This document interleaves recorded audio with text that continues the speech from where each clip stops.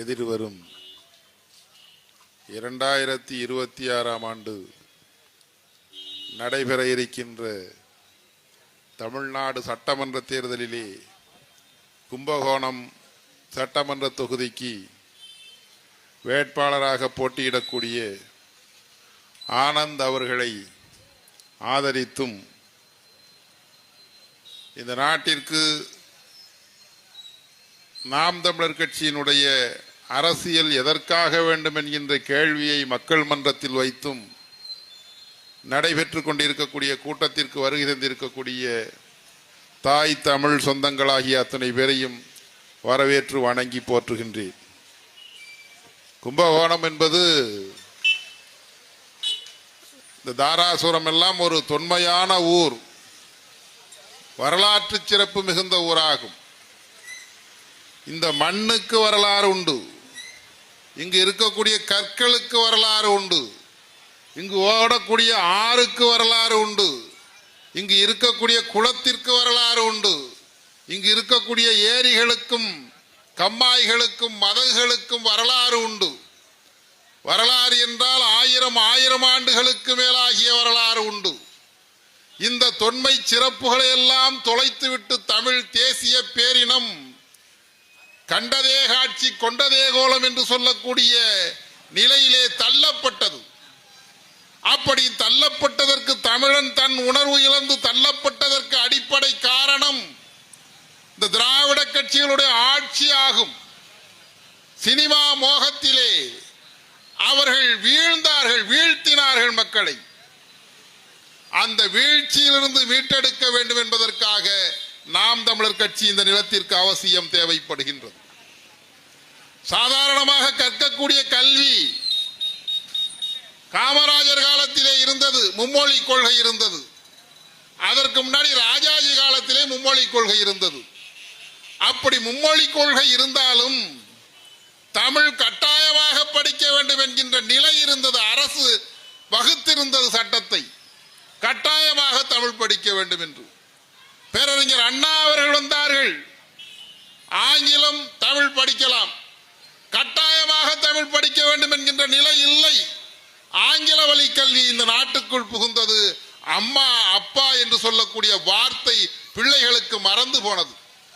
எல்லாம் மம்மி டாடின்னு ஆரம்பிச்சிட்டு, அம்மா அப்பா என்ற வார்த்தை தமிழ் மொழியில் சொல்லக்கூடிய வார்த்தை, அந்த சொற்கள் இன்றைக்கு நம்முடைய காதுகளிலே நம் விழவில்லை, நம்முடைய பிள்ளைகள் பேசுவதில்லை.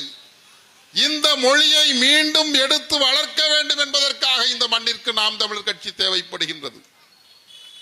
நம்முடைய உரிமைகளை, மனிதர்களுடைய உரிமைகளை மனிதர்கள் கேட்டு பெறலாம், போராடலாம்.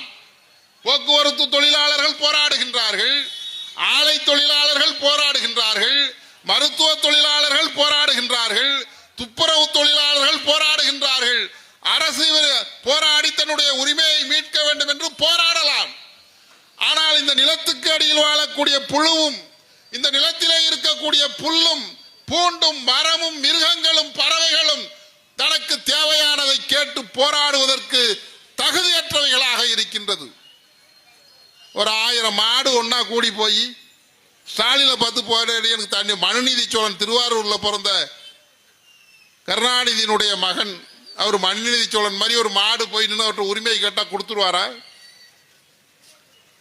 கொடுக்கறதுக்கான வாய்ப்பு இருக்கா அவருக்கு? அது என்னன்னு தெரியுமா? அந்த ஆற்றல் இருக்கா? 5 அறிவு கொண்ட மிருகங்களுடைய தேவை என்ன? அதிகப்படியாக கொஞ்சம் தண்ணியும் அதற்கு தேவையான புல் தீவனங்கள் தான், வேற எதுவும் கிடையாது. அது கிடைக்கவில்லை. வீதிகள்ல இந்த கும்பகோணம் நகரத்தில் பாருங்க, இந்த அட்டை போட்டியை கொண்டாந்து போடுவாங்க. கடை வீதிகள்ல இருந்து அட்டை, இந்த தாராசுரத்தில் கூட இந்த மாடு கடத்தலாம் திடீர்னு மாடு அந்த அட்டை போட்டியை கொண்டாந்து போட்டா அந்த அட்டை போட்டியை திங்குது. அந்த காகித பெட்டிகளை மாடு திங்குது, தெருவில் இருக்க காகிதத்தெல்லாம் திங்குது, சுவரில் ஒட்டி இருக்கக்கூடிய சுவரொட்டிகளை எல்லாம் திங்குது. அதுக்கு மேய்ச்சல் இடம் இல்லாமல் போய்விட்டது. மாடுகளுக்கு மேய்வதற்கு கரிகால சோழன் காலத்திலிருந்து 1967க்கு முன்னால் வரை 65 வரையிலும் மேய்ச்சல் நிலம் இந்த தமிழ்நாட்டிலே எல்லா ஊரிலும் இருந்தது. பொங்கலுக்கு மாடு பிடிச்சி பொங்க கொண்ட கூடுறதுக்கு பொங்க மந்தைன்னு ஒன்று இருக்கும். மந்தையிலே மாடு விடுவார்கள்.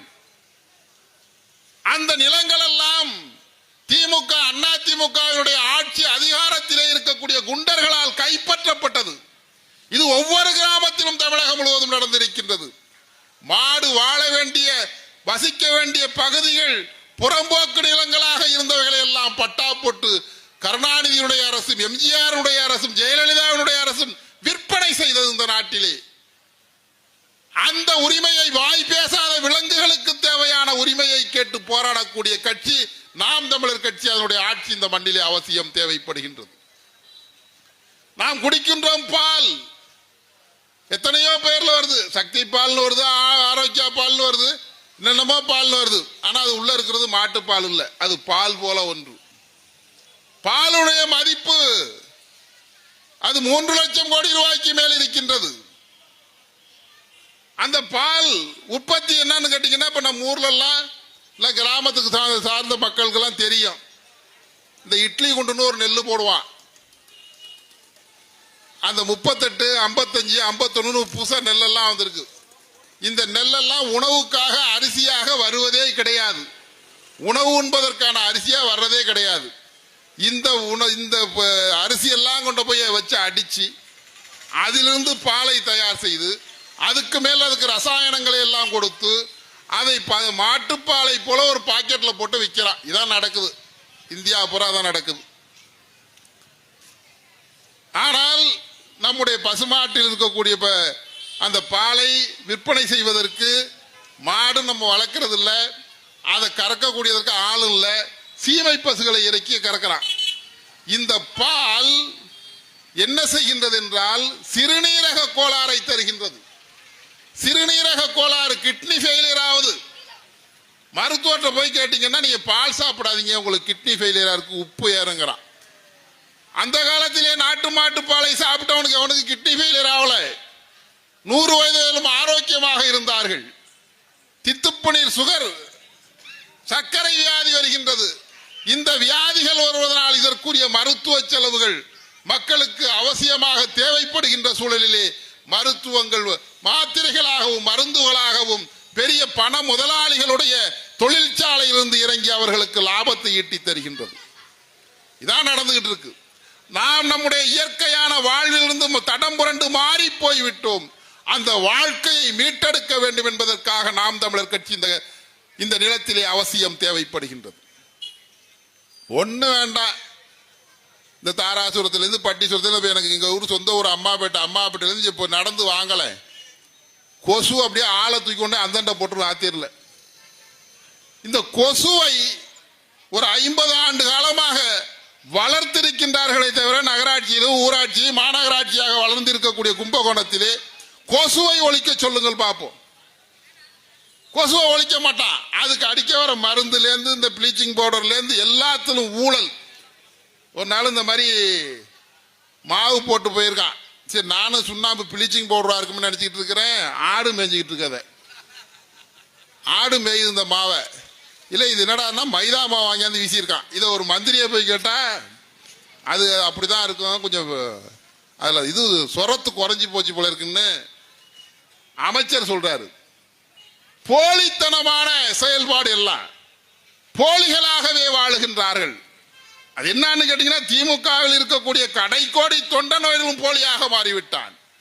அண்ணா திமுகவில் இருக்கக்கூடிய கடைக்கோடி தொண்டன் வரையிலும் போலியாக மாறிவிட்டார்கள். இந்த போலித்தனத்திலே இருக்கக்கூடியவர்களிடமிருந்து நாட்டை மீட்க வேண்டும் என்று சொன்னால் உங்களுக்காகவும் உங்கள் பிள்ளைகளுக்காகவும் உங்களுடைய பேரை பிள்ளைகளுக்காகவும் எதிர்கால தலைமுறை சந்ததிகளுக்காக ஒரு கட்சி இந்த நிலத்திலே உருவாகி வாழ்ந்து கொண்டிருக்கின்றது என்றால், செயல்பட்டுக் கொண்டிருக்கின்றது என்றால் அது நாம் தமிழர் கட்சி. இந்த கட்சியுடைய ஆட்சி விவசாயிகள் மீது அதிகமாக எண்ணம் கொண்டவர்கள், விவசாயி வாழ வேண்டும் என்கின்ற எண்ணத்தை உச்சத்திலே வைத்திருக்கக்கூடியவர்கள். எங்களுக்கு சின்னமாக விவசாயியை தான் கொடுத்தார்கள். கரும்பு விவசாயின்னு கொடுத்திருந்தான், திருப்பி அதை புடுங்கிட்டான் அந்த விவசாயியை. மைக் ஒளிவாங்கி சின்னத்தை கொடுத்தார்கள். ஆனால் இந்த நாம் தமிழர் கட்சியினுடைய தலைமை ஒருங்கிணைப்பாளர் போற்றுதற்குரிய பெருந்தலைவர் ஐயா சீமான் அவர்கள் மீண்டும் அந்த விவசாய சின்னத்தை போராடி பெற்றார்கள்.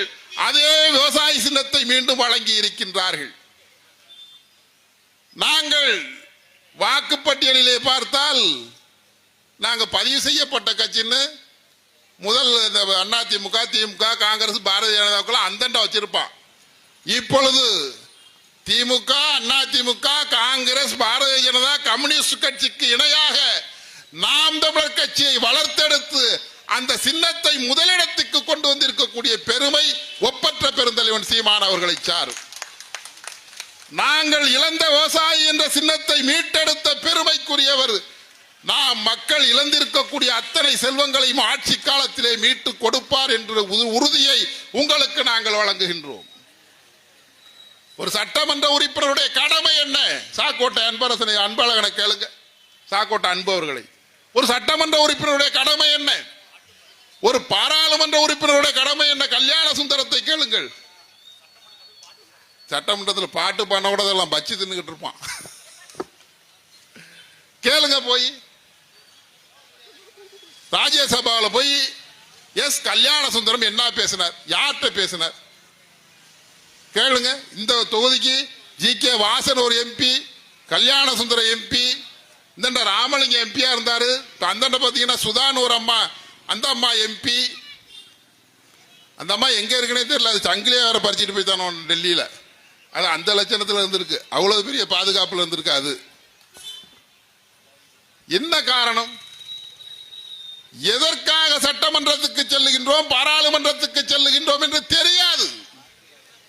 கட்சியில சீட்டு கொடுத்துட்டா வாங்கி நின்னாச்சு, ஜெயிச்சாச்சு, அங்க கொடுக்க அலௌன்ஸ் எல்லாம் வாங்கிட்டு கேண்டீன்ல போய் சாப்பிட்டுட்டு அவன் கையெழுத்து போட சொல்ற இடத்துல போட்டு கொடுத்துட்டு வரக்கூடிய அடிமைத்தனமான வாழ்க்கையிலே வாழ்ந்து கொண்டிருக்கின்றார்கள். இந்த தேசத்திற்காக எந்த ஒரு குரலையும் பாராளுமன்றத்திலும் சட்டமன்றத்திலும் எடுத்துரைக்காதவர்கள் தான். அப்படிப்பட்டவர்களுக்கு நீங்கள் வாக்களிக்காமல் சகோதரர், அன்பு சகோதரர் ஆனந்த் அவர்களுக்கு வாக்களியுங்கள். விவசாயி என்று சொல்லக்கூடிய சின்னத்தை கண்டு உங்கள் எண்ணத்தை மாற்றுங்கள். எவ்வளவு காலத்துக்கு இந்த ரெட்டலைக்கும் இந்த சூரியனுக்கு வாக்கு செலுத்தி கொண்டே இருக்கிறது? அது சூரியனுக்கே அதோட பெருமை என்னன்னு கேட்டீங்கன்னா, தமிழ்நாட்டில் சாராய கடையை கொண்டாந்து வச்ச புண்ணியவானே கருணாநிதி தான். அதுவரையிலும் மது இல்லாத நாடாக இந்த நாடு இருந்தது. அந்த காலத்தில் காமராஜர் காலத்தில் இவர் கள்ளு கடை திறந்தது, சாராய கடையை திறந்ததுக்கு ஒரு பாட்டு போட்டிருந்தாங்களாம். ராஜராஜ சோழன் படத்தில் ஏடு தந்தான் அடி தில்லையிலேன்னு ஒரு பாட்டு இருக்கும். அந்த பாட்டு பாணியில கல்லு தந்தானடி கருணாநிதி, கருணாநிதி கள்ளுக்கடையை திறந்தார் என்பதை கல்லு தந்தானடி கருணாநிதி, கல்லினை போட மக்களும் ஆட கல்லு தந்தானடி கருணாநிதி, பாட்டில் இல்லவனே அடைத்து வைத்தான், பாட்டில் இல்லவனே அடைத்து வைத்தான், தமிழ் நாட்டினில் கடையை திறந்து வைத்தான், நாட்டையும் மொழியையும் கொன்று விட்டான், அவன் நமக்கென உள்ளதை வரண்டி விட்டான், கல்லு தந்தானடி கருணாநிதி என்று அந்த காலத்தில் பாடி இருக்கிறாங்க.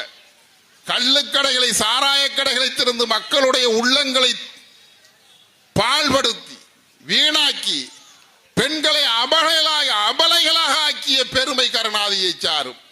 அந்த சாராயத்து குடியிலிருந்து மக்கள் விடுபட வேண்டும் என்று சொன்னால் நாம் தமிழர் கட்சி இந்த மண்ணுக்கு அவசியம் தேவைப்படுகின்றது. 50 ஆண்டு காலம் 60 ஆண்டு காலம் இந்த நிலத்தை பாழ்படுத்தி வீணாக்கி வைத்திருக்கக்கூடிய திமுக, அதிமுகவிடம் இருந்து இந்த நாட்டை மீட்க வேண்டும் என்று சொன்னால், இந்த மக்களை பாதுகாக்க வேண்டும் என்று சொன்னால், இலவசமான கல்வியும் இலவசமான மருத்துவமும் இந்த நாட்டு மக்களுக்கு வழங்கப்பட வேண்டும் என்று சொன்னால், இந்த நாட்டிற்கு நாம் தமிழர் கட்சியுடைய ஆட்சி அவசியம் தேவைப்படுகின்றது. உங்கள் எண்ணங்களை மாற்றிக்கொள்ளுங்கள். உங்கள் எண்ணத்திலே எங்கள் சின்னம் விவசாயி என்று சொல்லக்கூடிய சின்னத்தை பதிய வையுங்கள். அன்பு சகோதரர் ஆனந்த் அவர்களுக்கு விவசாயி என்று சொல்லக்கூடிய சின்னத்திலே வாக்களியுங்கள். உங்கள் உறவினர்களுக்கு சொல்லுங்கள், உங்கள் நண்பர்களுக்கு சொல்லுங்கள், தொலைதூரத்திலே இருக்கக்கூடிய உறவினர்கள், நண்பர்கள் தமிழகத்திலே எங்கெல்லாம் இருக்கின்றாலோ அவர்களுக்கெல்லாம் சொல்லுங்கள், நாம் தமிழர் கட்சிக்கு வாக்களியுங்கள், நாம் தமிழர் கட்சிக்கு வாக்களியுங்கள், விவசாய சின்னத்திற்கு வாக்களியுங்கள் என்று சொல்லுங்கள். இந்த நாட்டிலே நாம் தமிழர் கட்சி வெற்றி பெற்று பெருந்தலைவர் செந்தமிழன் சீமான் ஆட்சி அரியணையில் அமருகின்ற பொழுது உங்களுடைய துயரங்கள், உங்களுடைய கஷ்டங்கள் எல்லாம் விலகும். உங்களுடைய பிள்ளைகளும் உங்களுடைய பேர பிள்ளைகளும் எதிர்கால சந்ததி ஒரு நல்ல நாட்டிலே நல்ல தலைவனுடைய அரசிலே வாழ்வார்கள் என்ற உறுதியை அளித்து விடைபெறுகின்றோம். நன்றி, வணக்கம். நாம் தமிழர்.